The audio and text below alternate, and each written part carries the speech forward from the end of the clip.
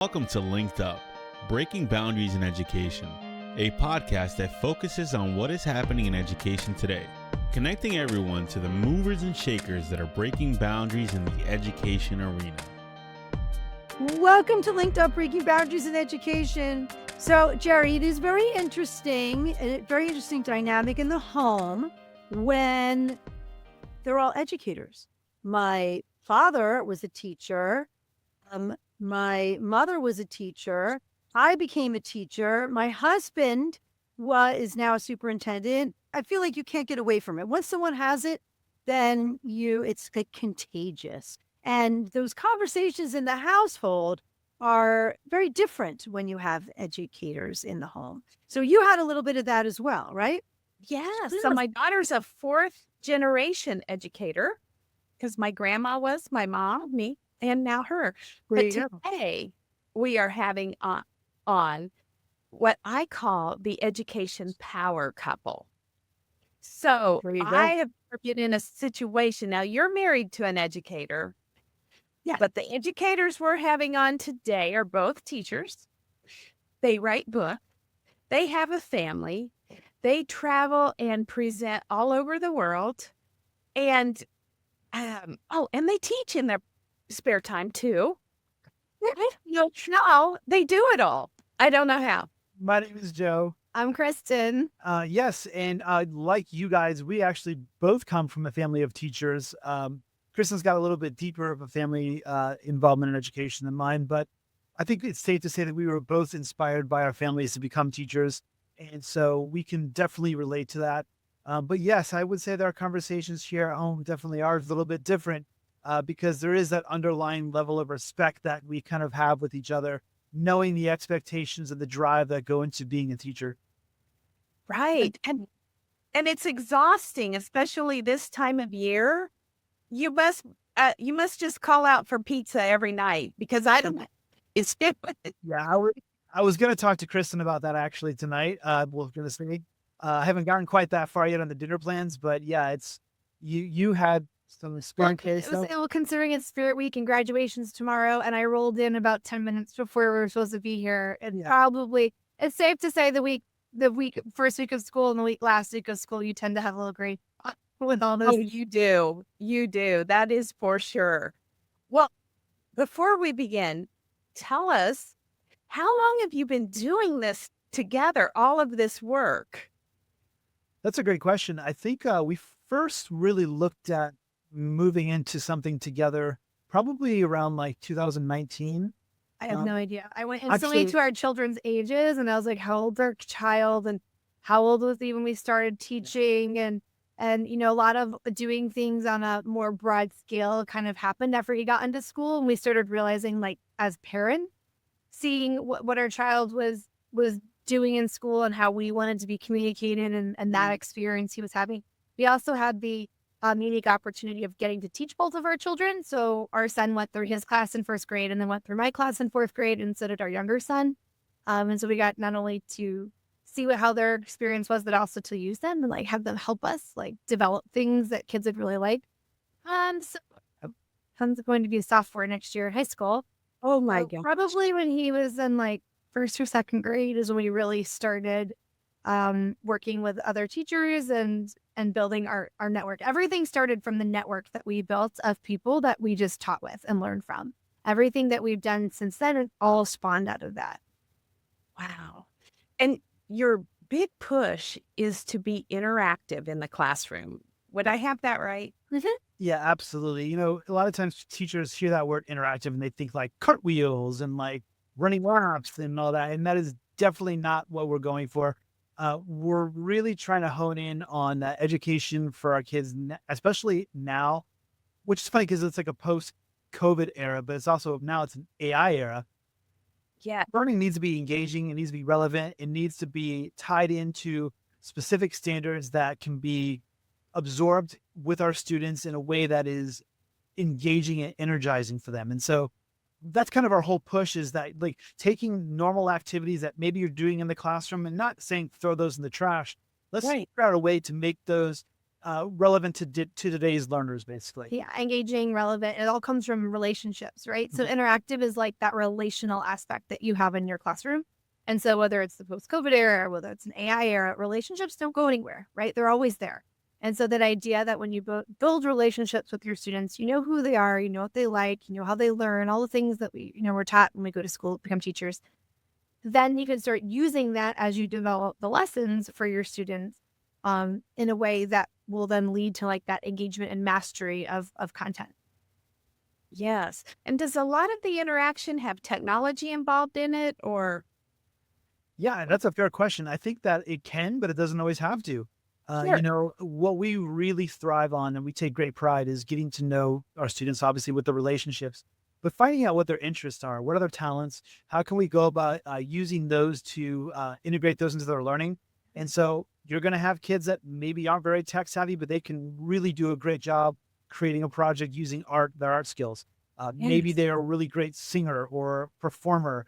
How can you use those habits and those abilities to really make themselves feel valued with the standards that you're teaching? And so that's kind of our overarching goal, is how to figure out how to make all those things mesh. Yes. So what grades do you teach? What subjects do you teach? Do you teach in the same school of each other, and do you teach in the same district as your kids? All Okay, those so questions. hot off the press information, you'll get it first here. So we originally taught at the same school, and we moved in an elementary school, and then we moved elementary schools at the same time again. And that's where we taught our kids. So I spent 15 years in 4th grade. Joe spent about 10 or 12 in 1st grade. And then we split for a couple of years, and I went to middle school. So I'm no longer in the same district or school as Joe, and he stayed behind, but he is doing I teach K-5 K5 technology. technology. Right. So he does the whole span. But next year, he's jumping ship, and he's going to come with me. So we'll be back at the same school, but he's going to be in the lower like elementary grades, and I'm going to be still in middle, and our son will still be there. So we'll be all back together again. All back together again. Great. That goes. That's right. Well, you can commute together. Although, no, you probably have different start times. We have the same start time, but we don't usually commute together either because of sports coaching or kids' schedules or the age of the kids. There's always something. So it's always safe just to have two cars. That's right. And she doesn't like to listen to the same podcast that I listen The same music, we talked about that, Yeah, right. It's a There's no special thing to talk about school at home. And so you got to have other times where you maybe, we actually don't see each other very much when we work together at the same school as people would think. Yeah. So at the middle school level, what do you teach, Kristin? So this year I'm teaching reading and history. Last year I taught reading and writing, so the language arts block, and that's what I'm going to do next year's. But that's always what I've taught. Even in 4th grade, I did primarily language arts with infusion of history. I often pull some of the history. Yeah. So that interdisciplinary approach, I think, so energizing for me. It was for me as a teacher, but also for the students. They really get to see the content in a different light. Is that one of your techniques that you lean on? Yeah, it's actually really good too for students who might struggle with comprehension or being overloaded with information. So the more that you can integrate together, the less jumping around to new topics that those kind of students have to do, the more successful they are, right? So if you can teach World War II for 3 weeks and then integrate your reading into it, and they're not having to change new topics, it helps on the reading end, it helps on the social studies end. So it's just a good practice I found that's needed for some students, that really works well for others. Plus, it allows you to dive into things and do other projects, whether they're tech-based or art-based, because you're staying in that same space for a little while. Right. I taught math, I taught science, and I said to my principal, there's so much overlap, and I'm trying to rearrange the curriculum so that they match for those kids I do have for both classes. But next year, can we put it all into one block? I would love to do that. So he did that for me. And it was so great. When a student said, wait a minute, is this math or science we're doing right now? I thought, yes, that's it. That's the goal. We're all the same, because it's not math close the book, science close the book, social studies close the book. It's all integrated. And you're really engaging students in more real world scenarios when you're able to do that. So I appreciate that that you do that as well. And I guess, Joe, you're able to do that. I mean, it's so fun that you have You're doing the same thing, a technology integration Yeah. teacher? Or Oh no, next year, no. Actually, I will not be doing that next year. Next oh, year, so I didn't dislike doing that, but I feel like it did a really great job prepping me for this situation. And so, what this will allow me to do, it'll allow me to take everything that I've learned about teaching from grades K all the way up to 5, teaching technology, take what I've learned from teaching first grade for so many years, and go to a place where they're building a foundation so that we can really use those types of ideas and really take it to the next level and make it really a special place. And so I'm looking forward to it in that sense. But it is going to be a change for me. I'm going to be going to a different grade level. I can't tell you what grade level that is just yet, though. But it is going to be I'll be teaching a subject. And so it's going to be a jump for me. Not going to be unfamiliar territory, but definitely looking forward to it for sure. Sure. Now, the two of you have written several books together. How many have you written? There, They're 1, 2, 3. there. And that there is, I can't tell Yeah. which the middle one is. Yeah, they're in there. Yeah. Okay, yes. Yeah. oh, so glasses team. I see Yes, that. are Very you- well. Okay. So you've written 3 books. How did you decide to write a book in the first place? Because that is a lot of work for educators. We You did know, not. Yeah, no, it was okay, let's be clear. Every time that we've ever written a book, we just said we were not writing. Yeah. So it all starts with like that network, right? Like that community. And so we as Yes. teachers were really deep into our network on, I guess it's X now, it was Twitter back then. It's always Twitter. It's always Twitter, I know. You never know your audience. And so we just we're growing just across the nation, across the globe, teachers, educators, gathering ideas. It was such a wonderful space. And we were at a big, large conference, and we were sitting after the conference. We were in an ice cream shop eating ice cream, and someone messaged us on Twitter that we didn't know had a connection with the publishing company. But we knew who they were. We knew they were, but we Cool. didn't know them in that light. And they were like, I just want to let you know that I told a publishing company, you need to write a book. And we were like, what? Like, we're This is that from high a school. small, yeah, like we're at a small South Florida school. Like, and it just kind of grew from there. And the first one took a long time because obviously that's not something you have a lot of time for. And we had never done it before. And then the second one evolved because it was a platform that people really wanted to know a lot about. And then this third one was probably the easiest to write because it was all of the things that we, for so long, have been sharing and teaching and going to conferences and people have been asking us to speak on that never made it into the other one that we're like, we have to, okay, if we're going to share stuff, like this is the stuff that's been kind of on our, how do we do assessments with technology and how do we, build, and so then that's how the other one came about. Yeah, and then, the first one came out right before COVID struck. January. And so we were very blessed in that sense because, struck. We were very blessed in that sense because it came out at a time where a lot of educators were thriving, looking for ideas. And Right. so, it was, I hope it was very helpful to those educators that purchased it. And so then fast forward a couple of years and now we're kind of at that same pivoting point where AI is now the hot topic. And Right. here we are again, like teachers are kind of looking for ways and how that'll work in the classroom. And so, the original conversation was to redo the first book, and just edit that and then take those ideas and just kind of throw them back out until we talked to a good friend of ours. And she was like, no, don't do that. It sounds like you have enough to just go ahead and write this new book and have it ready by this date. And so you took it as a challenge and we did it. And we were able to get it done in time. So What's the trick? I like that. The challenge of the deadline. I wrote a book a long time ago and I'm working on my other, and it's been a very long time. I'm actually coming to a better place, almost finished, but it's so hard. And I'm doing this while working. My first one I did after I had my newborn, but it is so challenging to find that time. So kudos to you. So this one you're saying is AI. The first one was more about some strategies and kind of related to remote learning maybe, or It's interactive learning. So the whole first one's kind of just, it's focused on how do we create those relationships. And there's there's a chapter about how do you create relationships where parents can be seen in your classroom and know what's going on and share things with parents and feel welcome.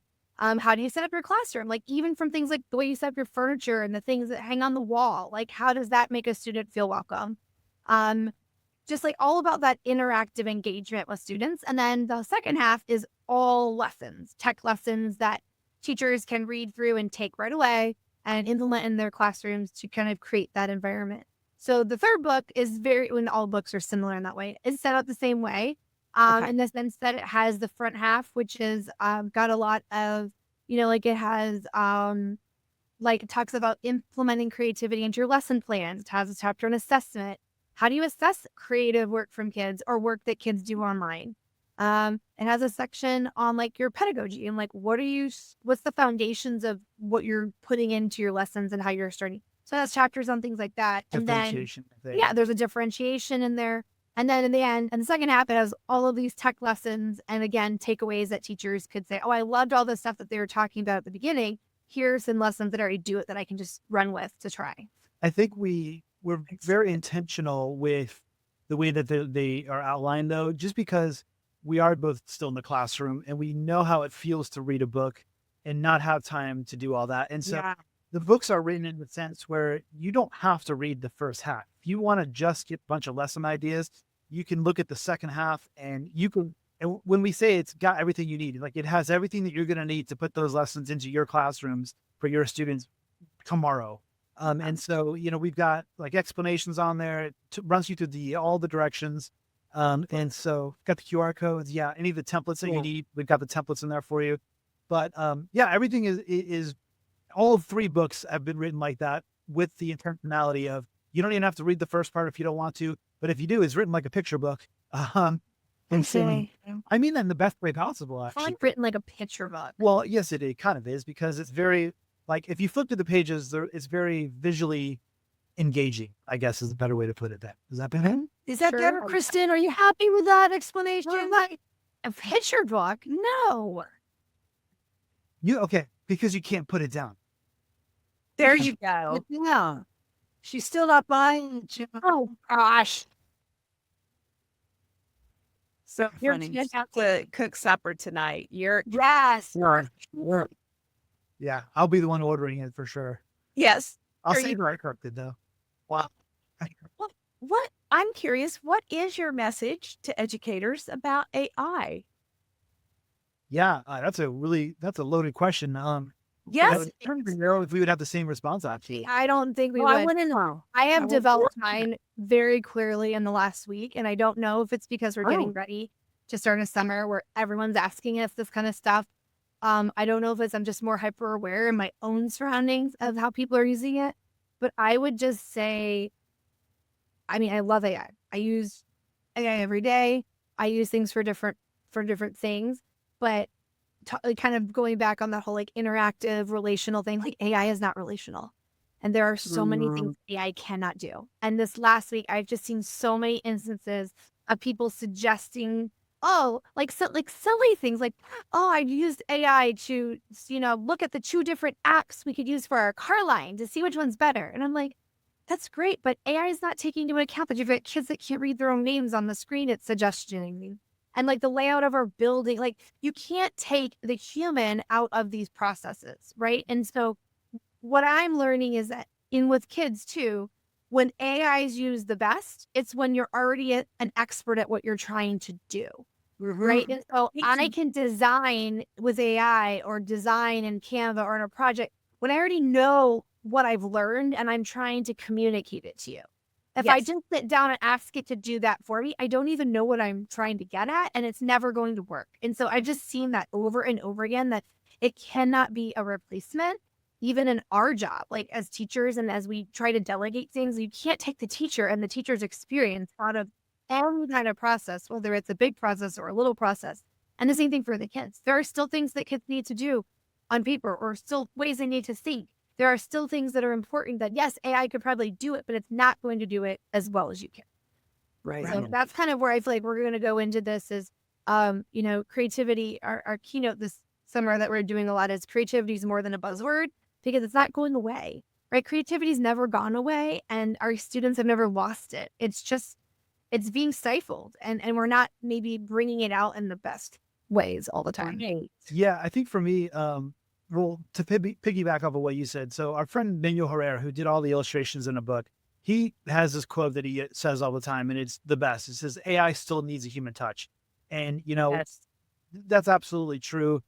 And kind of going back to what you said, like sometimes you can't take the human out of the situation. Like you got to just be there, right?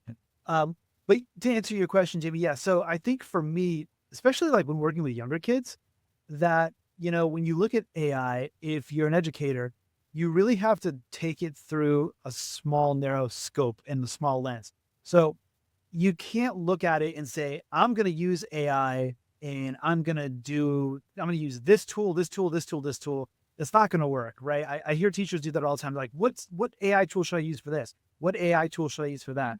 And immediately I'm like, okay, squash that because you're just substituting it for a worksheet. You need to figure out which tool works best for the students in front of you and what are the standards that you're using.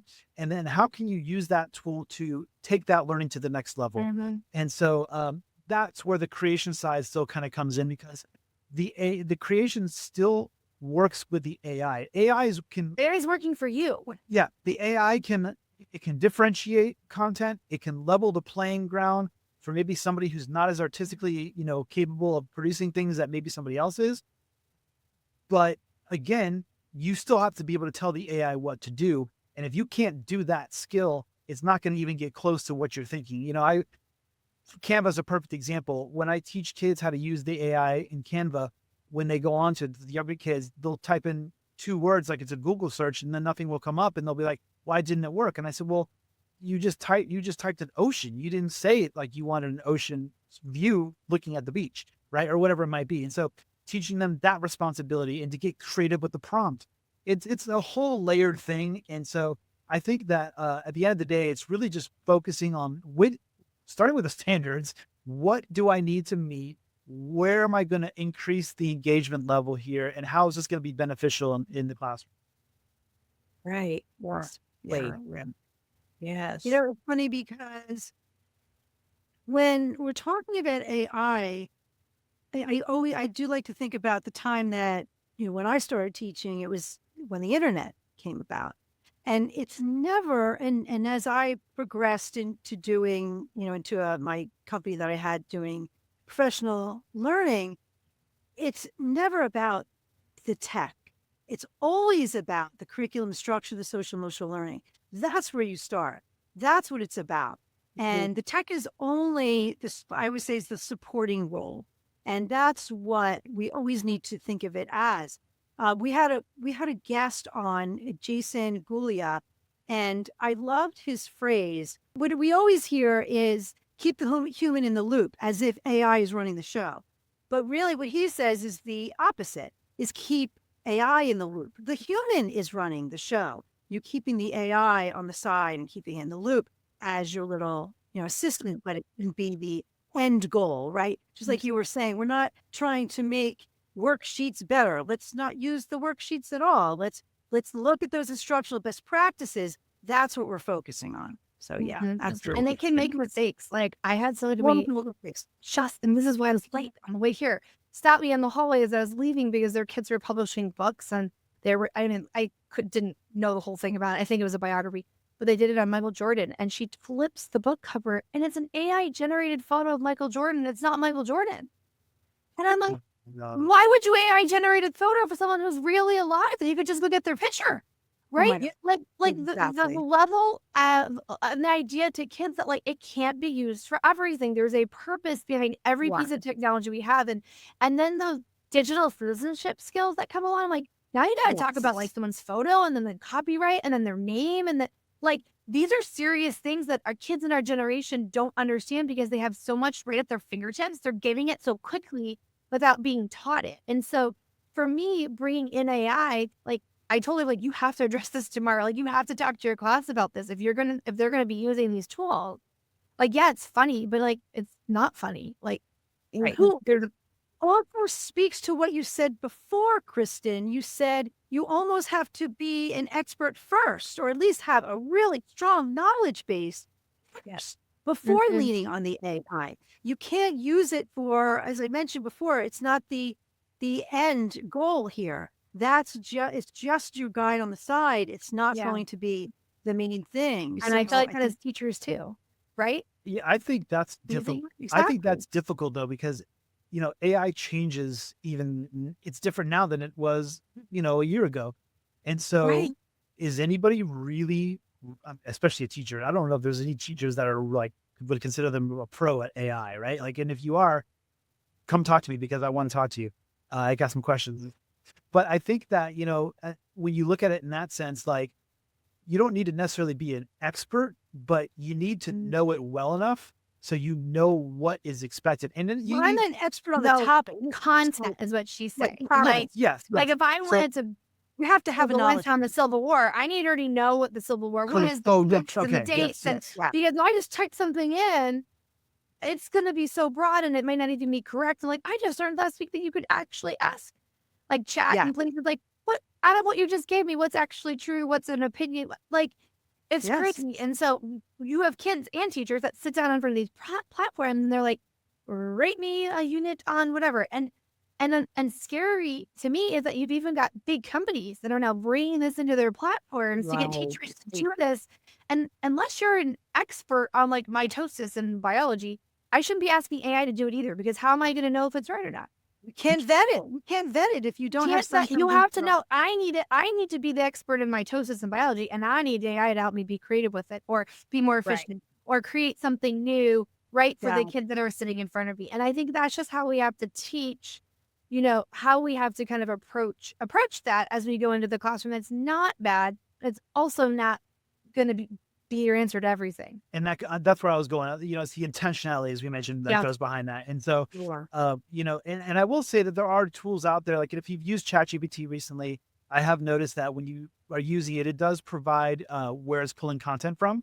So like it'll be like, YouTube or a Reddit article. And so I do appreciate how apps like Diffit, for example, will allow you to eliminate different sources and it'll regenerate. And so that way, if there is a source that you're gathering out there that you're like, I don't want to include the Wikipedia article because I don't really know if that's an accurate article, then you can eliminate that. And so there's lots of other tools out there that'll do similar things like that.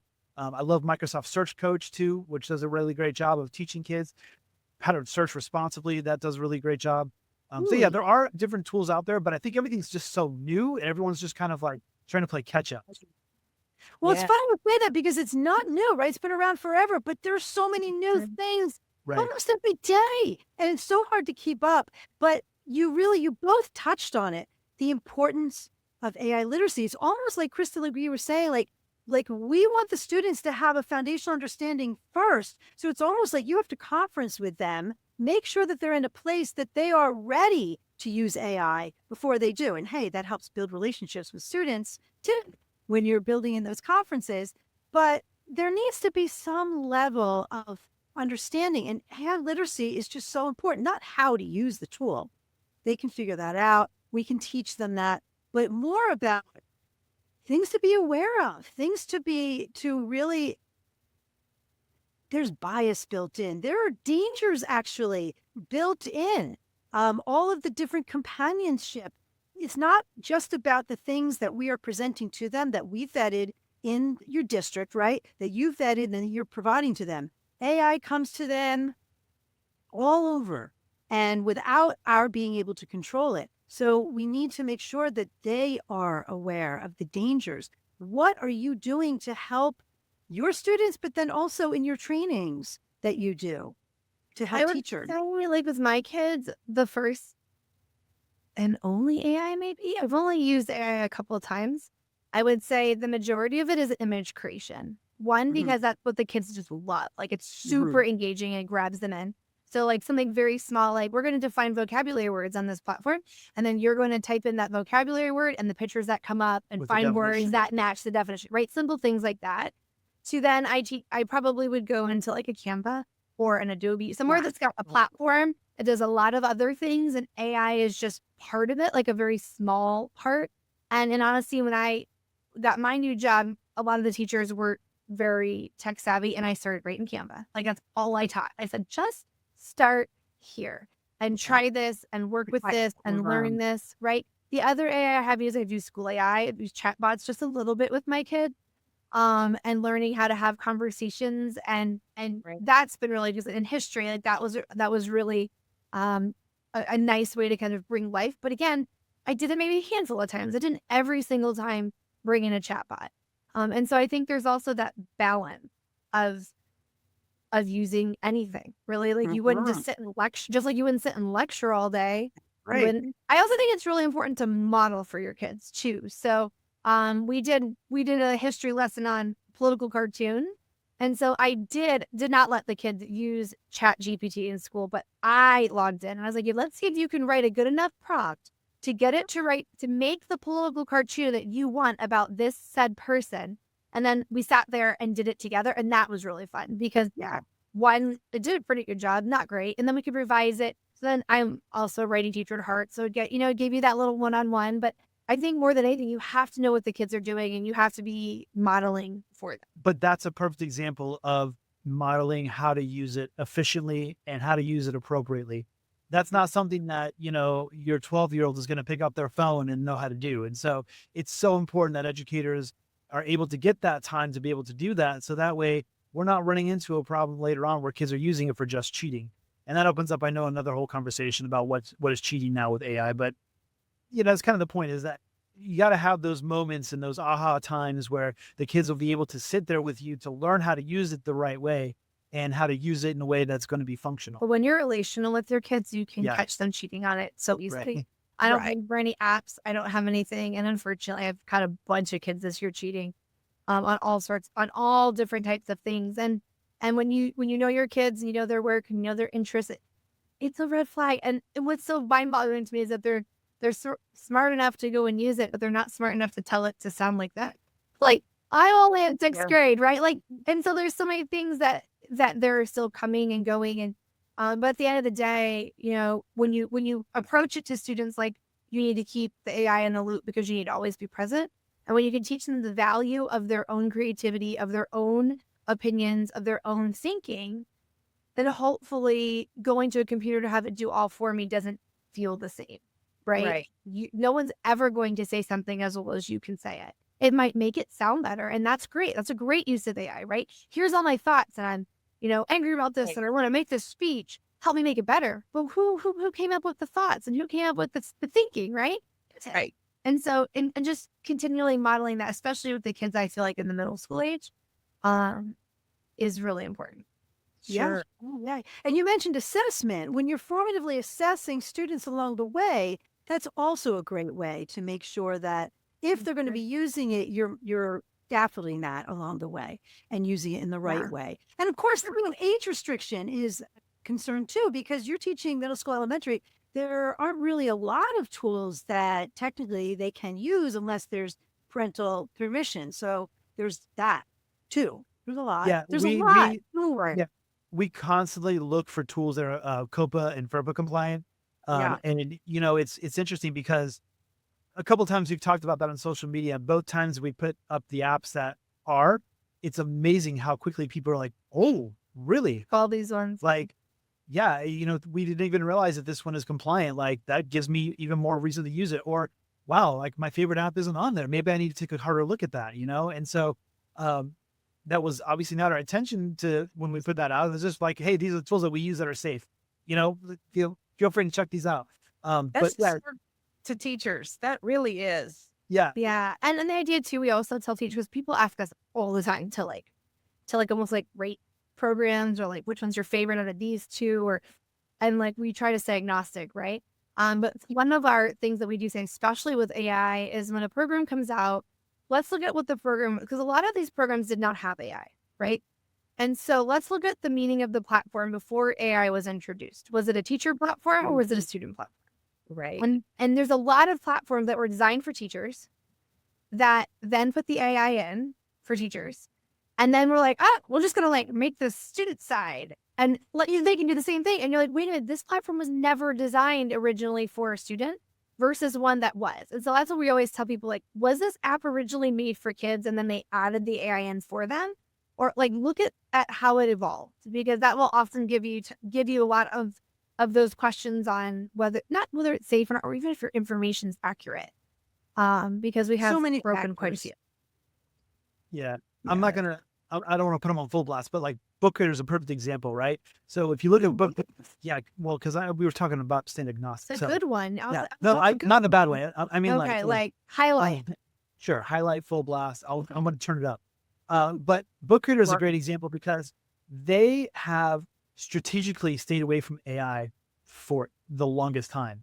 And yeah, there's some AI that's in there, but you don't really realize that it's AI. Like, for example, like there is a background mover that's in there now. A lot of the translation and stuff like that is in there. You don't really realize that's part of it. But what they've been very intelligent about is they've kept a core product that is relevant for any classroom. And then they've added integrations in with other AI features. So for example, now they've got Adobe's image generator that's built into it.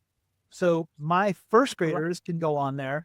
They're already using a platform that they're familiar with, but now without having to leave that platform, they can launch AI's Adobe image generator, and it's right there within their books. And so they've just been really intelligent about how they've gone about integrating different apps. And they've been very, I keep saying the word intentional, but they've been very intentional using different platforms that they know are relevant to the kids. And so you have your Canva in there, you've got your Adobe, you've got different maps and features that are built inside of there. And there are some things that aren't there. Yeah. And then there's things that are just not there. And so it's a really powerful tool. And it's also another great place. We talked about maybe places to start because it is a creation tool and it can be broadly shared with families and within the classroom. And then you do have the option to add on those AI features if you want them.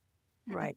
Yeah, there's a lot. I mean, it's all about creativity with Book Creator. I agree. And just to be able to share globally is such a cool thing too.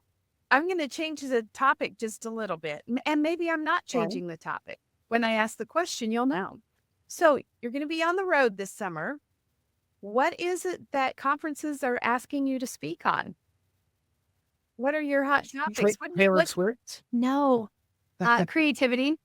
Creativity? I mean, a lot of it is AI, but the foundation is creativity. Or we should be. Yeah. Right. Mm-hmm. Yeah. Like how to tailor it to students. Taylor. See? That's my presentation anyway. I mean, come on. I joke about that because we have a couple of presentations that are Taylor Swift themed. And so everybody's always like, what was the Taylor Swift one you guys did? We want that one. Well, I love that.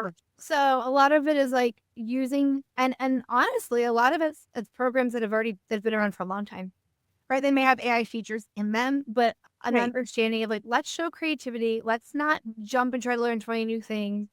Or how can we be creative, but still, like you said, still keep the students and their learning is at the forefront. And let's expose our teachers to several different things, not so that they have to use them all, but they can find the one that they feel the most comfortable with their subject, their grade, the age of their learners. Like all of those things kind of play a part in it. And for us, we want to be completely authentic with our audience. And, these are examples and ideas and lessons that we have used in our classrooms, not like a couple of years ago. These are lessons and ideas that we did like last week. And so, unless you're seeing this in the summer, and then maybe that's like, we did it in May. But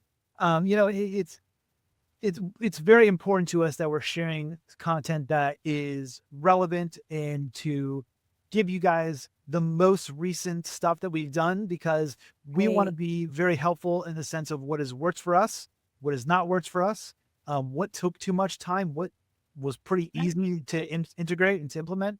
And so kind of being very transparent with our audience and being able to have that ability where both of us come from different ages and say, look, this can work with kinder, it can work with ninth grade, doesn't matter. So check it out.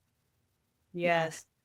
Practical strategies. That's what it's all about. Sounds like you have them in your book, and it sounds like you have them in your presentations and your workshops. So important, because that's why people are drawn to you. So that's Kristin tells me all the time I use practical strategies. Oh my gosh, don't get him started. Yes. Well, I hear you're headed to Hawaii. We are. Are you keynoting? We were actually not keynoting this one. We have 6 sessions or 7 sessions. We're doing quite a few sessions there. It's a multi-day event. We'd love to come back if they ever hear this. Like, we'd love to come back and keynote. But actually, that's how I prefer it. He likes the keynotes, and I like the sessions. Oh, no, I I don't like to it be too. behind the scenes and like meet all the people and get to know all the things. So yeah, we are in school. He actually gets out on that Friday, and we leave on the next day. So Oh my gosh. Wow, it's fabulous. That's going to be fun.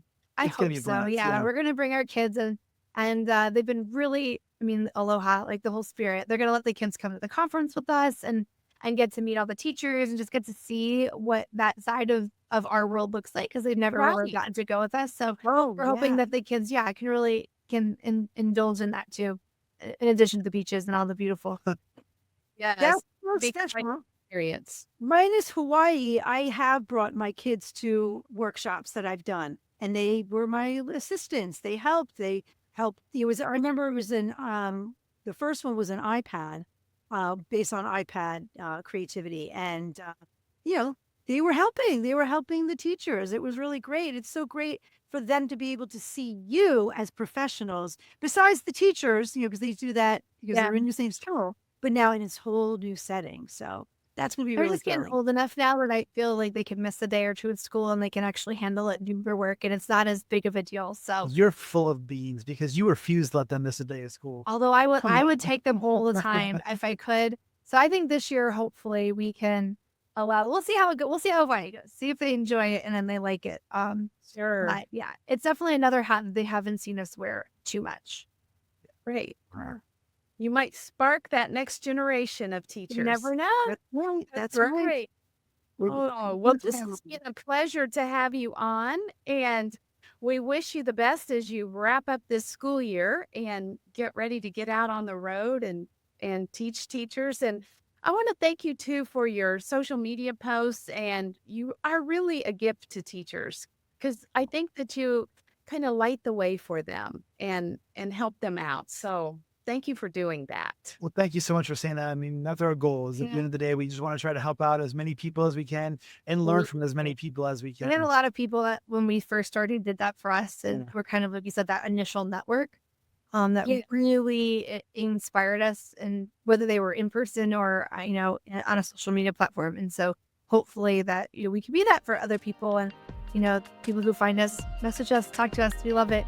Yeah, we want to connect with everybody. So if there's ever any questions that you guys have, please reach out to us. You're going to get an answer from one of us. Yeah, it's always fun. And so we love hearing from you all. All right. Well, thank you for what you do. And this was a great podcast. We enjoyed it. Thank you both so much. We appreciate it. Thank you for listening. And if you would like to stay linked up, be sure to follow us on Apple and Spotify, and subscribe to us on YouTube.